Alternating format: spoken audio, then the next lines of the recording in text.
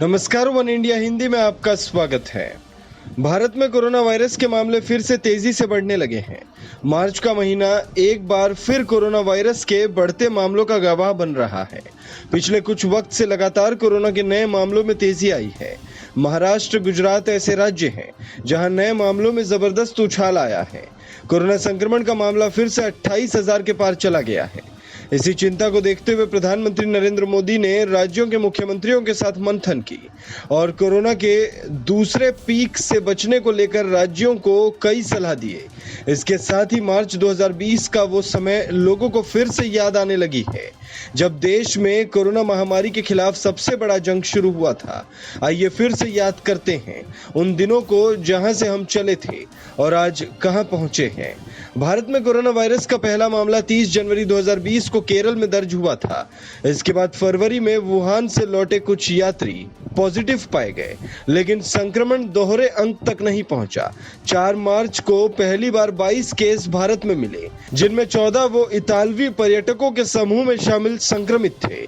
12 मार्च को पहली बार देश में कोरोना से पहली मौत दर्ज की गई। तेजी से फैल रहा संक्रमण एक एक कर लोगों को अपनी चपेट में ले रहा था। ऐसे में एहतियातन गंभीर स्थिति को नियंत्रण में करने के लिए पीएम मोदी ने पहले तो जनता कर्फ्यू का आह्वान किया। उसके बाद फिर 24 मार्च से अचानक पूरे देश में लॉकडाउन की घोषणा हो गई। 31 मार्च तक 47 मौतों और 1403 लोग संक्रमित हो चुके थे और सरकार मान रही थी कि 21 दिन का लॉकडाउन आगे नहीं बढ़ेगा, लेकिन कोरोना विस्फोट का अंदाजा उसे नहीं था।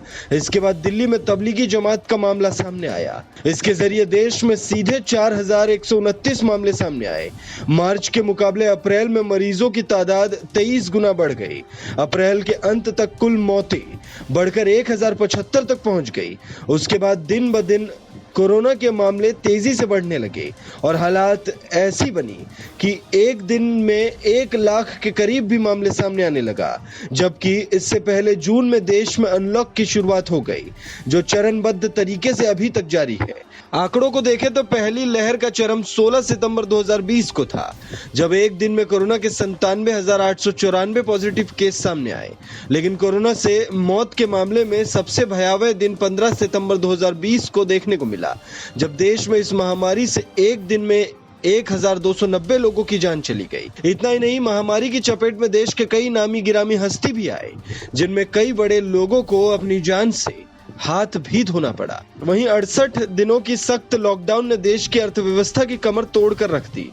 भारत में ऐसे समय ये कदम उठाया गया था जब केस बहुत ही कम थे, लेकिन आगे चलकर संक्रमण और मृत्यु दर में इसका बहुत कुछ असर भी दिखाई पड़ा। लेकिन लॉकडाउन के चलते लाखों लोगों का रोजगार छिन गया, रोजी रोटी का जरिया खत्म हो गया। इन मुश्किलों में हर किसी को इंतजार था तो इस बात का कि वो मनहूस साल 2020 जल्द से जल्द बीते और उम्मीदों के नए साल की शुरुआत हो, और आखिर ऐसा ही हुआ। साल 2021 की शुरुआत हुई। इसके साथ ही वो उम्मीदें भी जवां होने लगी।